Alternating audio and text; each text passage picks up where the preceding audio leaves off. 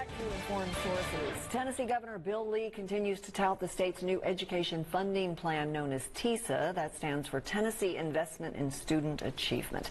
The governor says it will move the state to a new frontier. Now, historically, Tennessee schools have been underfunded. A report released in November by the Education Law Center and Southern Poverty Law Center gave Tennessee an F for school funding. The report showed the state spending $11,000 per year on each student, and that's nearly $4,000 below the national average. TISA attaches nearly $6,900 to each student and then offers additional funding for students from low-income homes, those with learning disabilities, and several other factors. Now, in this example from the Department of Education, the state would spend less money on some students and spend much more on others. Overall, the state would add $1 billion in new spending over the next couple of years and $9 billion in total education funding in 2024. I'm joined now by Tennessee State Senator Ramesh Akbari of Memphis and Terrence Patterson from the Memphis Education Fund.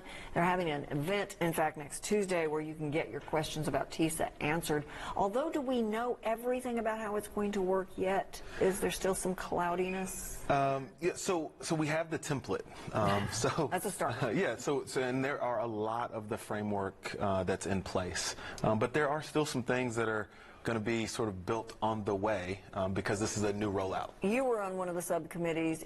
Bullet points, top 3 good things about TISA. Yeah, more transparency.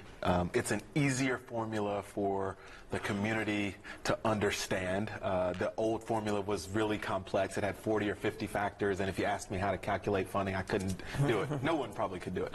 And then the second thing is it provides more funding based on students' needs. So under-resourced students might have... That's exactly right. Not every student is the same, may need different needs based on their backgrounds and even based on their geographic region across the state. So those are 2 really good ones. And then I'd say the third is it actually allows Tennessee students, Memphis students, to compete on an economic level with its peers across the country and the rest of the world. So it's not only a more transparent formula, a formula that's based on need, but it's also increasing the amount of resources that are coming to our students. So all of that sounds really good. Ramesh, you had some early concerns. You did end up voting for it. What were you concerned about, and what changed your mind, or at least enabled you to say, this is a step in the right direction? Well, I think the biggest concern was that there would be an increase from local governments, so that the Shelby County Commission would have to put more funds forward, which could lead to property tax increases.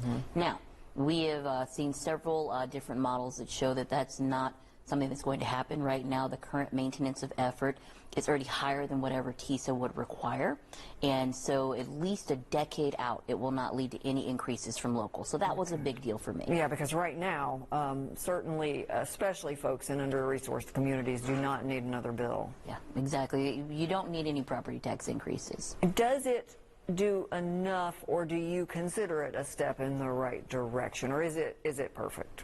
I think it's a step in the right direction. Unfortunately, increases to the funding formula has to rely on the General Assembly to put it into our budget. Right now, straight off the bat, it's going to get $100 million more into Shelby County Schools, Memphis Shelby County Schools, so that's encouraging. Good. Yeah. And I think that it'll really help students who have high needs. Okay, so many detractors say this is really just a way for the governor and the legislature, both of which the majority have hoped to fund more private education through charter schools. Is it taking money out of public schools, or do you argue with that point? Yeah, so it's not taking money out of public schools. But what about the charter question? So charters are public schools. Right. And so parents have a choice on what type of school model fits their student best.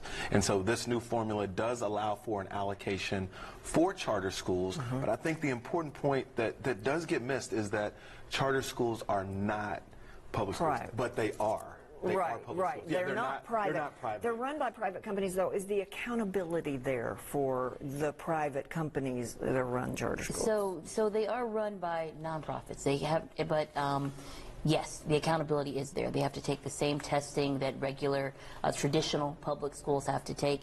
And with this new funding formula, initially there was going to be a blanket 4% increase per child that attended a charter school. It was amended so that there would just be a direct allocation, which already happens in our budget to help with facility maintenance at these charter schools, because that takes the burden off of the local district. Okay, real quickly, is the accountability for student achievement, is it weighed taking in factors like a neighborhood, the stress a child's under, hunger, that sort of thing, or is it just looking at test scores in terms of accountability? Yeah, so it's looking at test scores, but it's not just looking at absolute scores, it's also looking at growth. Okay. We know that there are a lot of factors, but I think the really important thing, especially for communities in Memphis and Shelby County, is to know that with support, with the right leadership, with the right teachers, our students can achieve at the same levels as any other student.